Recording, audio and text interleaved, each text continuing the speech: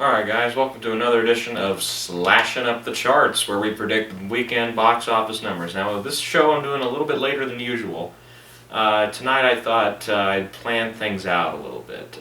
This weekend is a little bit of a question mark. We got two movies opening up wide in the theater. Okay, the reason this is going up a lot later than usual is because I'm having a hard time predicting the numbers for the first movie I'm going to mention, Captain Phillips.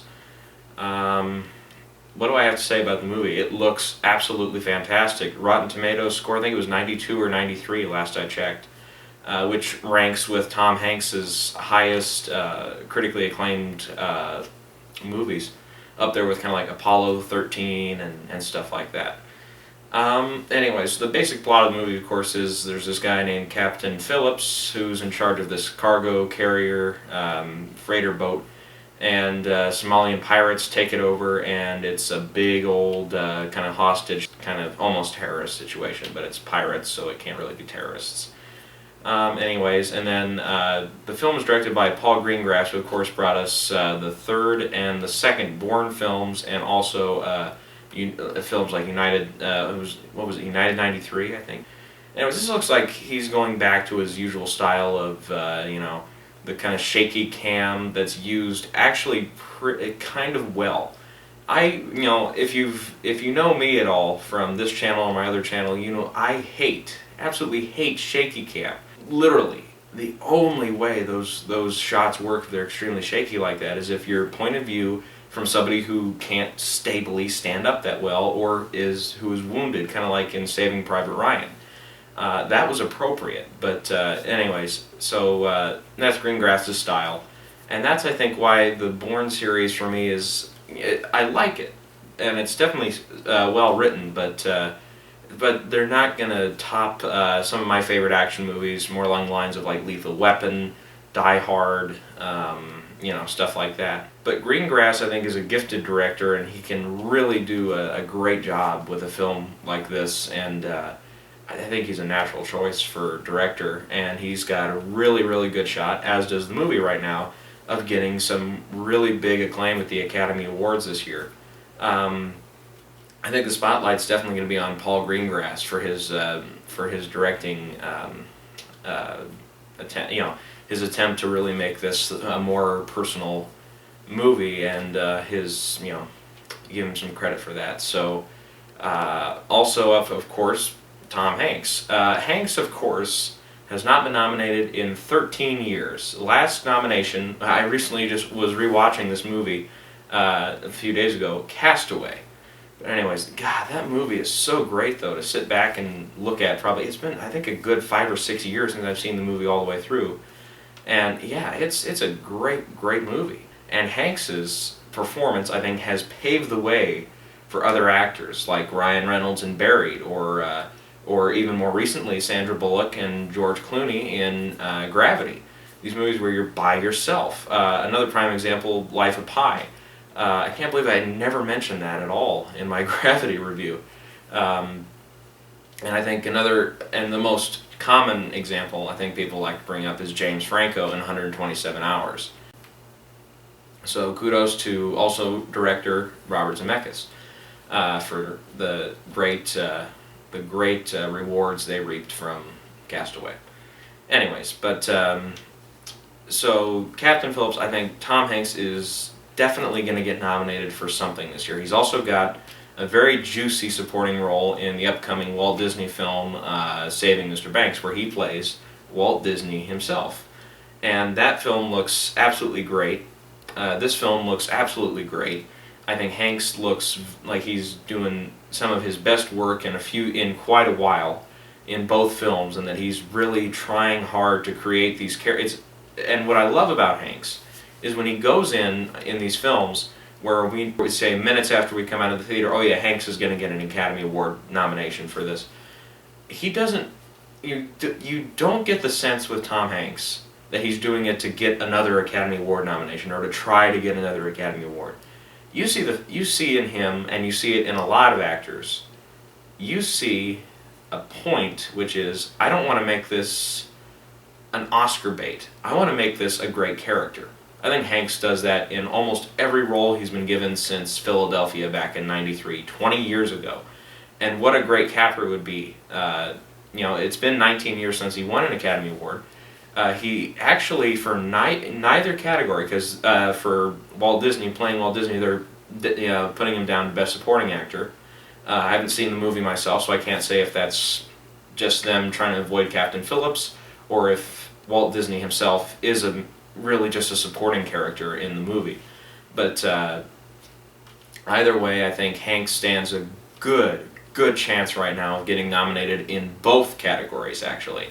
Come February, or late December, early January, right before the announcements are made for who's nominated, right now, it's looking like the Best Actor Academy Award has some really, really stiff competition. I think that that Hanks right now is kind of declining as far as his chances for getting nominated for Best Actor. So right now his chances are fairly good, but they're not locked. I think he's right now more of a lock for Saving Mr. Banks getting a nomination there versus Captain Phillips. And according to a lot of critics, they're saying that, and I've read more than one critic has said this, so I know that it's definitely something I'm going to watch for. They're saying that in the third act of Captain Phillips, Hanks gives a career best. I'm gonna repeat that. They're saying that he is giving a career best in the third act of this movie. From the trailers, it looks like it's a strong Hanks performance. I was never gonna say that he was going for a career best. So I'll have to wait and see the movie, and when I see it, I will see it. Maybe not this weekend. I don't think it's opening at my local theater, and I'll explain that a little bit why. Because there's a really, really pissy reason why, but I'll get to that in a second. I think Hanks' career is going to stand on for a long time. And from the way critics are sounding, Captain Phillips is going to be one of his most remembered films. Anyway, so why I can't see it this weekend, our local theater is, it's got a little bit of a grudge match against a couple studios. And one of them happens to be the company that's distributing this film, Universal. I'll give you a story here. Remember, very recent, this past 4th of July, what was the big movie that opened up was released by Universal, Despicable Me 2. Film is still running, and it's got almost $365 million domestically banked, and close to $1 billion worldwide. Do you think it came to our theater? Not until August. Not until August. It was out a full month before we get it. And even worse, remember that, even more recent. Same year. Fast and Furious 6, remember that? Big hit. Also, close to $1 billion worldwide, over $230 million domestically. It never played at our local theater. Didn't play once, not one night, not one screening, never came. Just flat out skipped over us. You're pissing me off. You really are. Because, yeah, I'm kind of getting on board the Fast and Furious franchise. I didn't watch the first ones until the fifth one. But I'll tell you, though, I was kind of gearing up to see 6, and I'm like, this could be really, really cool. Ah, crap, it's Universal. That's right, I can't see it. Not unless I go and check, put out $50 for gas to go see it somewhere else, 50, 60, depending on how far I gotta go, which usually shouldn't be that far. It'd be so much easier. So much easier only a 5-minute drive versus a sometimes 20-minute drive, or 30, maybe even 40-minute drive. Anyway, so that's that. Okay, here's another story for you. Weinstein Company. Thralling right now, big company. It was, they just showed their first movie in my local theater not too long ago, Lee Daniels' The Butler. First movie of theirs ever to play at my local theater. September 2013. I mean, come on, people, get it together. Ugh. Let us see. Because remember, Silver Linings Playbook, a great movie released by Weinstein Company. I knew after the Academy Award nominations came out, I said, I got to go see this. 4 acting nominations, first time in over 3 decades. 3 decades. We got that. There's got to be something to this movie. Not playing my local theater. Okay, let's go travel. I had to go like 40 miles to go see it. I got it. I'm telling you. Weinstein's, thank you for getting your crap together. Sorry it took so long. Like Django, they co-produced Django. Our theater wouldn't show it. Not at all. Had to wait for DVD for that one. Yep. Same case with all their other great films. Had to wait for DVD or had to go 100,000 miles out of the way to go see it. Anyway, so I'm very glad they're catching on. They got a couple more that I'm interested in seeing. And hopefully, fingers crossed, I can see them right away. So, right away before I move on to Machete Kills, before I move on to that, my prediction. Captain Phillips, a lot of people are saying it's going to line up with like Argo last year. Same basic story and same basic genre. Kidnap or, hostage, yeah. Yeah, I remember in Argo they held him hostage, for so long. Anyway, so it's another one of those movies, so I think people are expecting it, it'll start slow and then it'll rise up and it'll do really well. So either way, I think Captain Phillips is going to be fine at the box office in the long haul. It's just getting off to a start could be a little bit of a problem. But I'm going to go against the analysts. I'm going to put up the highest prediction that I've seen today. $27.2 million. I think the draw of Tom Hanks in a leading role, first time in a while, since Larry Crown a couple of years ago, which nobody went to see, or at least not a whole lot of people. Only the truest of Tom Hanks fans went and checked that one out. But yeah, his first big major work like this in a long time. Probably going back, oh boy, Cloud Atlas was a good one last year that he was in, like a good big film like that. Nobody went to see it. Absolutely tanked at the box office, at least domestically. Oh boy, what else did he do recently? Probably going back, Angels and Demons from 2009 is probably the best guess for me. I can't think of any other recent Tom Hanks films that he's been in where he's made money.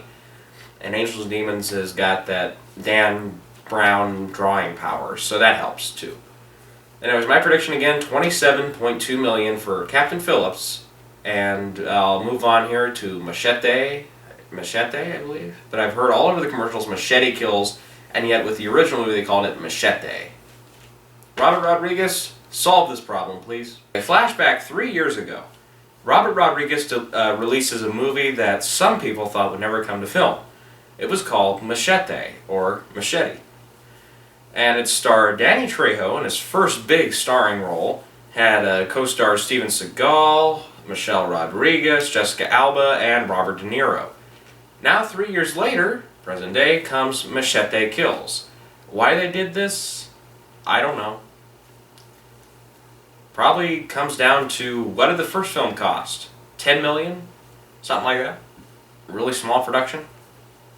How much did it make worldwide? About 50. I'll tell you, that's good money making there. If you can, what would it be? Quintuple, is that a word? Quintuple your budget and worldwide gross, you're doing pretty well. So this next one costs about double that, $20 million, and I don't think it's even going to reach that domestically. The original Machete only earned $20 million domestically, and this one I think is going to struggle a little bit. I think it's like the first one. I think it's going to be front-loaded, and a majority of its gross is going to come in on the first weekend, and after that, nobody's going to see it. Nobody will see it. It'll wear out that fast. What can I say? The trailers actually look really good, though. The movie looks like it's funny in spots, and the movie looks like it has some fairly decent action sequences, too. The star highlight of this whole thing has to be the combination of Mel Gibson as the villain, who looks like he's actually like a really fun off-color villain, and oh boy. Now I remember it's from the first ads they ran, oh gosh, what was it? Something Estevez, Charlie Estevez or something like that. Carlo Estevez, that's it. As introducing Carlo Estevez. Charlie Sheen is just awesome. Any way you look at it, even though he lost his job on Two and a Half Men for winning, even though he was winning all that time, on Two and a Half Men, on drugs and all that, you have to say, Charlie Sheen has had one heck of a career, and this looks like he is just plain having fun.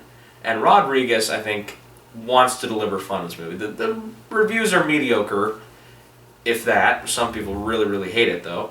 I have to say, though, recently, just today, I saw a clip for the movie, and it was like a fake ad for the president character.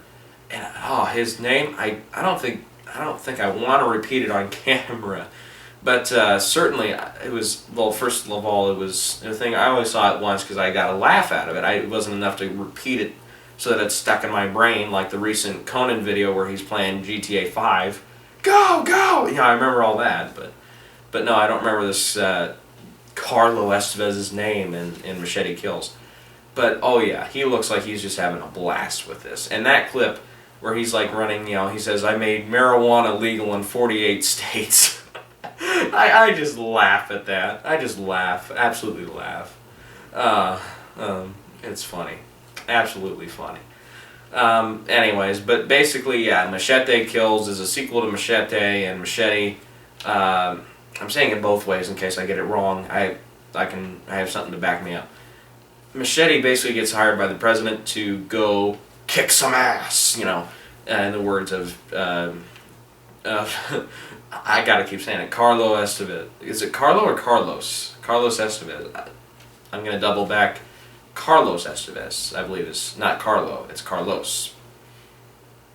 Anyways, I don't care what he calls himself. It is absolutely hilarious, and Mel Gibson looks like he's having fun too. Trying to kind of bounce back a little bit, I think, from his more recent, let's just say, bad publicity. With all the stuff that was circulating around him a few years ago. Let's not forget, Mel Gibson can act. Mel Gibson can be a great director and star.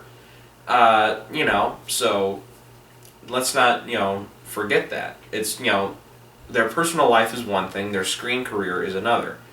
And even if one, affects the other, we can't forget what he has done in the past. We can't forget that Gibson was a superstar for a good 20 years before all this crap went down. Ever since, like The Road Warrior, back closer actually to 30 years, he was just a giant superstar that could attach $100 million gross basically to any film he was in.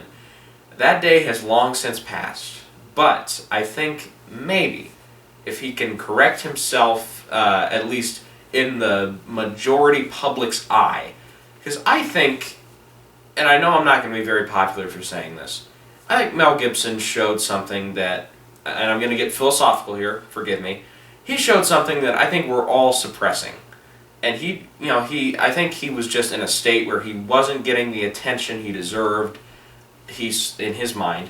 Personally, I think he was, he's starting to get older, so his star value is gradually starting to fall a little bit. Like Denzel Washington, he isn't getting the roles that he would get 10 years ago because it was 10 years ago. Age, it happens. And I think Mel Gibson just is having a hard time coming to terms with that. So, his career was kind of, decreasing a little bit. And so he just was frustrated by that, frustrated by a few other things in his personal life. And it all just bubbled to the surface when he said something that I think all of us suppress, that kind of anger, that kind of hatred. And even though I agree, the stuff he said just shouldn't have been said, you gotta admit, as a human being, a fellow human being, alongside even Mel Gibson, we all suppress an anger like that. We all have it in us. And when we release it, we, most of the time, don't mean it. And a lot of people think, and part of me thinks too, Mel Gibson meant what he said. But either way, whether he meant it or not, it's in the past, and we need to start getting over it. And I think he's starting to get over it, and he's moving on. He's doing more roles where he's, in front of the camera, not behind the camera, and, he's getting movies like that. So that's all I'm going to say about that. And I'm looking forward to him bouncing back and getting back a few of his fans. I think he's going to do it, and I think he can do it. He's capable of it completely. And I think if we just move on and he moves on completely from it, everything will be back the way it was. Even though he's older, he'll be okay. He'll be just fine. And I think here in this case, Gibson looks like he's having fun.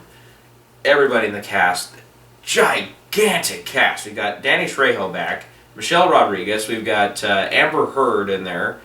As I mentioned before, Gibson and Estevez. Oh my God, I'm going to have a field day with that for the next 40 years, I swear.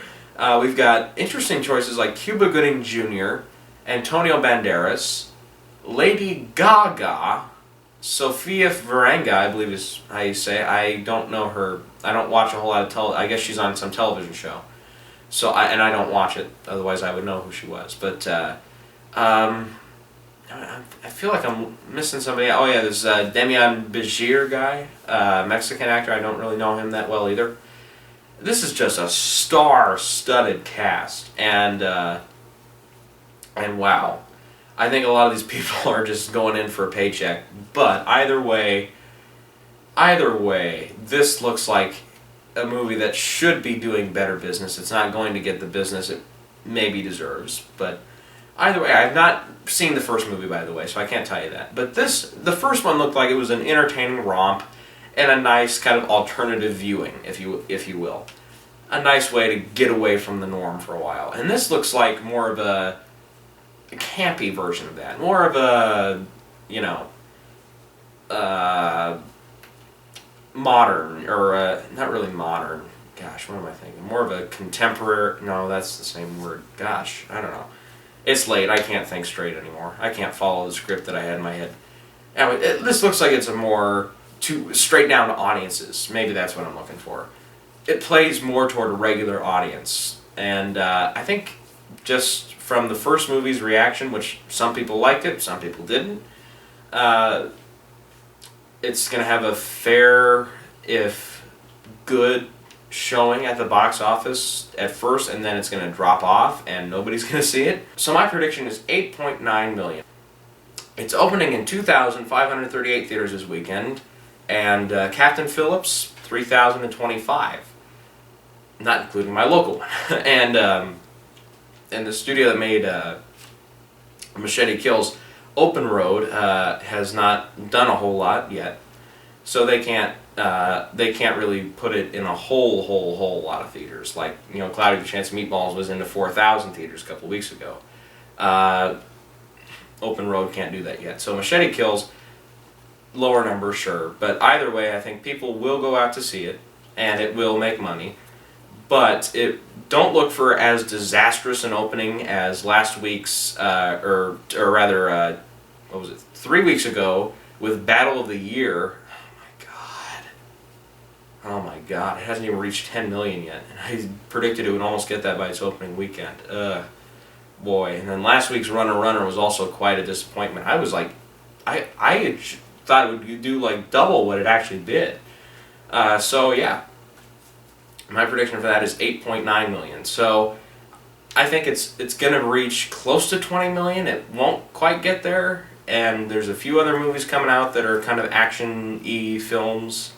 Like next week we see Escape Plan, and then we also see the week after The Counselor, which is kind of like I wouldn't say action movie, straight up action movie, but it's certainly something that's got that appeal of a grander scale, stuff like action movies could be. Kind of like a couple years ago, The Girl with the Dragon Tattoo.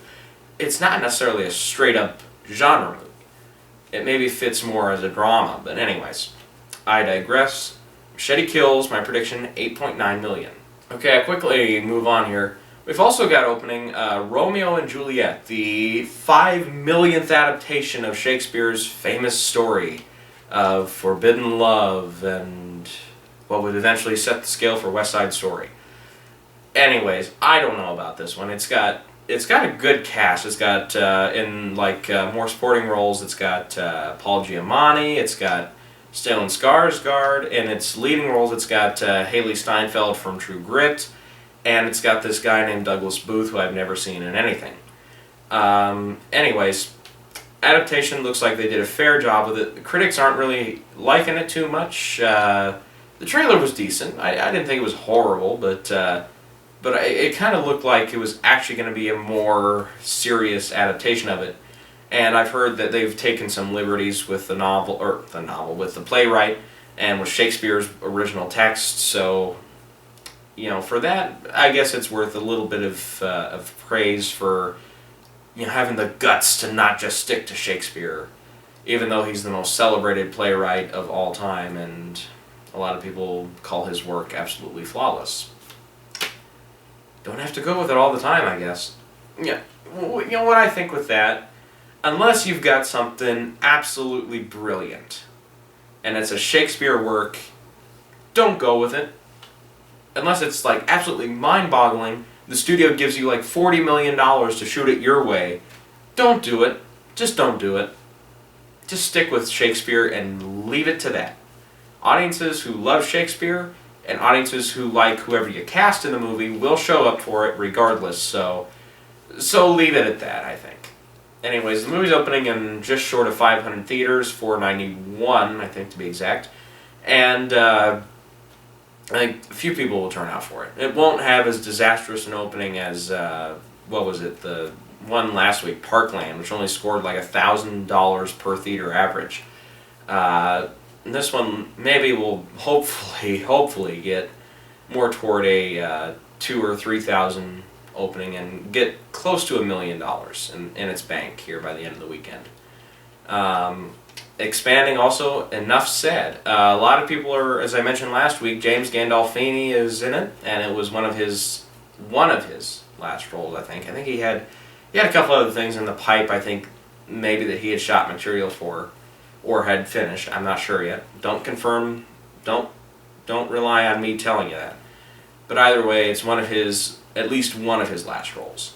And that's getting some Oscar buzz for him, and the movie is getting lots and lots of ticket sales in its limited release. It's in 606 theaters this weekend, so, and it scored in the top 10 last week, which I predicted, woohoo, and not to praise me too much, but either way, I think Enough Said, I think, is catching an audience, which is good. I love to see little indie movies like this that are, at least from what the critics say, because most of the time that's what I go by when I decide whether or not I'm going to actually put my money down and see it. I also sometimes go by, just how does it look to me?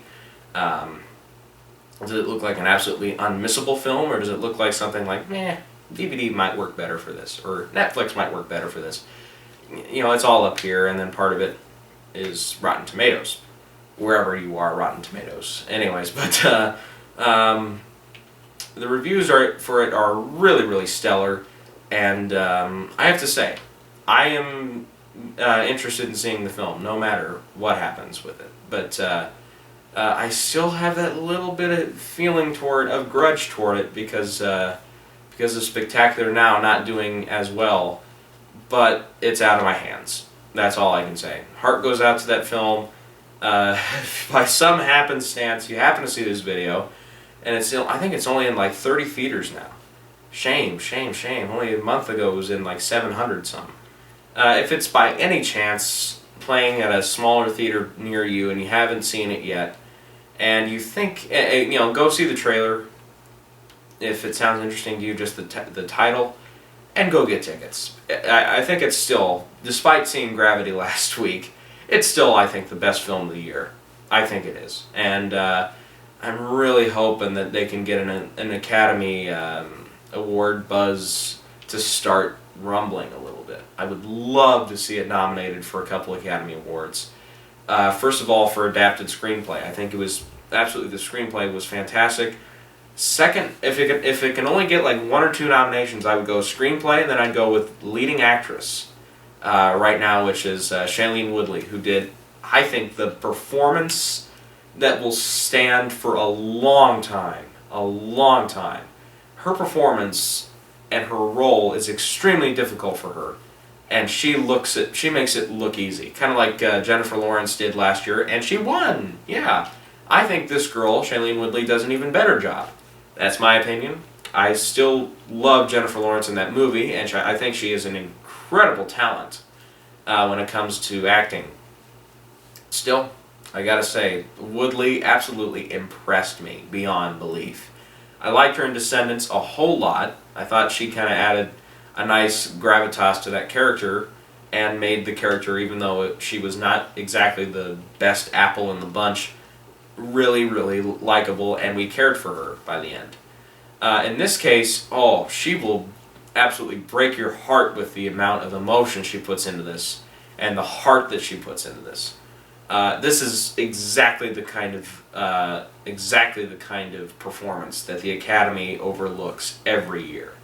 Every year they overlook this stuff, and I really there are times when I can't bear the thought of them again overlooking something like this. At the very least, right now, from the way that the buzz for this movie, as far as Oscars going, is like down here, at least give her like a Golden Globe nomination or something. At least let this movie be praised by something. Even a Critics Award wouldn't be half bad. A Critics Award wouldn't be half bad. Just give her a nomination in something, and acknowledge her at least, and get this buzz going, because I absolutely want to see this film do well when it comes to Oscar season. I'm not going to flat out say it's going to instantly be my absolute choice for Best Picture, because sometimes the best film of the year for me, I don't think is a worthy Best Picture winner. Last year, that was certainly not the case. Argo, I thought, was the best film of last year, and it first time in my life was the film that won the Academy Award for Best Picture and was on the top spot of my top 10 list, and I thought absolutely deserved it. But Spectacular Now, I don't think it's going to get there. Okay, let's start with Gravity, shall we? Wow. This movie broke records last weekend. It got close, fairly close to $60 million in 3 days, in October, for a space movie. I mean, this tells you, I think, the two reasons it was successful. Number one, the buzz was really good, and the marketing was a success on every level. Every level. Number two, the star power. Sandra Bullock is on a roll. On a roll. Absolutely on a roll. The Heat did well this last summer. A few years ago, she won the Academy Award for Best Actress. She's drawn some great performances in her past. Blindside, yeah, I'll definitely give that as one of her greater efforts in her performance. And definitely one of her just overall better performances and better roles, too. And absolutely, I do have to say that George Clooney also was a big drawing power. And, of course, George Clooney, I could sit here for a while and talk to you about him, because he can absolutely draw you in the way he does in Gravity. And, those two at least are responsible for 20 million of that 55 million. At least. I'll tell you what, though, the reason I saw it was not because of the reviews necessarily, though I did go off on that last week, in last week's video. I think it was just the pure spectacle of space. I love that stuff. Star Wars is my absolute favorite film of all time. I don't know if I've said that before or not, but it is. So space is something of an interest to me. I think one of the best sci-fi films ever made, just in terms of pure storytelling outside of Star Wars, is Star Trek II, The Wrath of Khan. I mean, the way it takes like Moby Dick and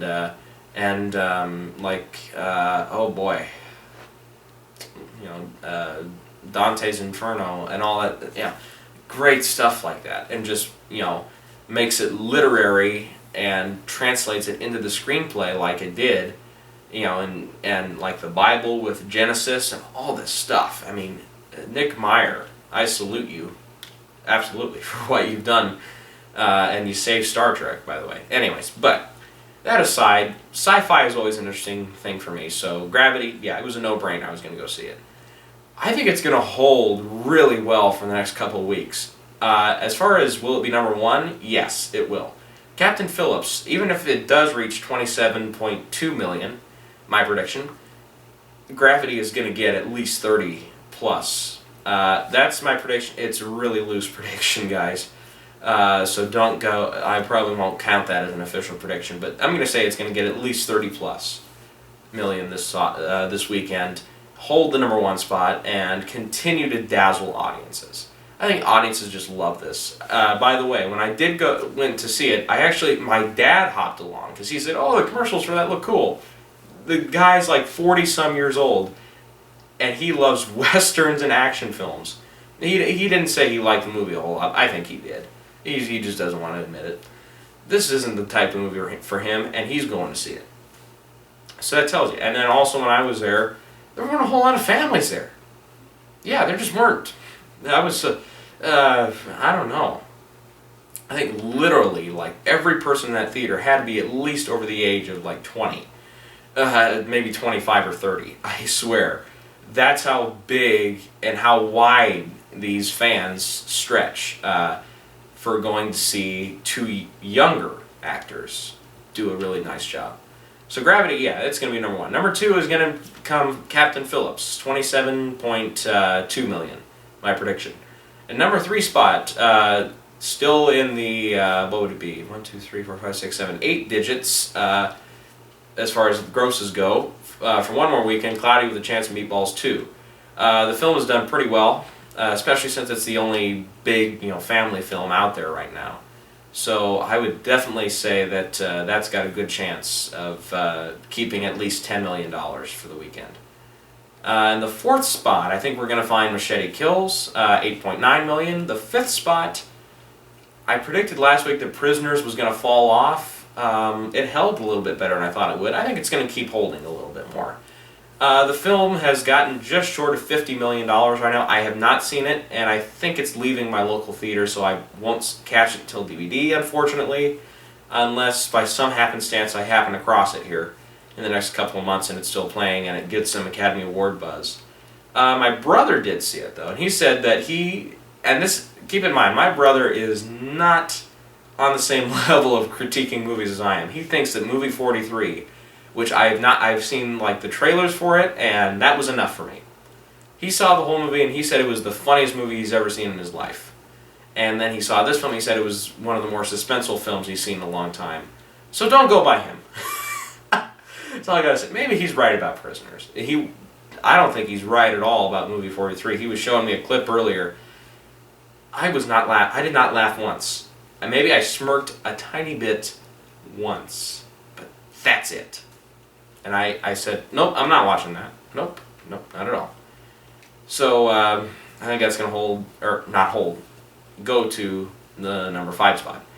Number 6, this is where we get interesting here. I think Runner, we're going to find number 6. Definitely less than the other ones. It's going to start, I think the top 4 will have the bigger numbers for the weekend. Close to 10 million or more. So, yeah, I think 6, Runner, we're starting it down there. Number 7, I think we're going to find Don Jon. It's, as far as weekdays goes, is doing better than Rush, Baggage Claim, and, what was that other one? What was it? I can't remember. Anyways, at least those 2. So I think 7 is going to go to Don Jon. And number 8, this is where we start to get tricky here. Number 8, I think we're going to find Rush. Close spot for number 9, which I think is going to be Enough Said. And number 10, another close draw. If Romeo and Juliet gets an audience this weekend, it'll be in the number 10 spot. If it doesn't, expect Baggage Claim, I think, in this case. I think otherwise, not a whole lot out there as far as that goes. I'll recommend for this weekend, I don't think I recommended anything last weekend, really. But this weekend, definitely. If you have not seen Gravity and you like that kind of stuff, you like visual wonder and spectacular visuals in your movie, and you like space, certainly, this is your movie. You haven't seen it yet, what are you doing? Go buy tickets. Go buy tickets. Go see it. Go see it. So with that said, that's my prediction. And let's see how I do. And until next time, Adieu.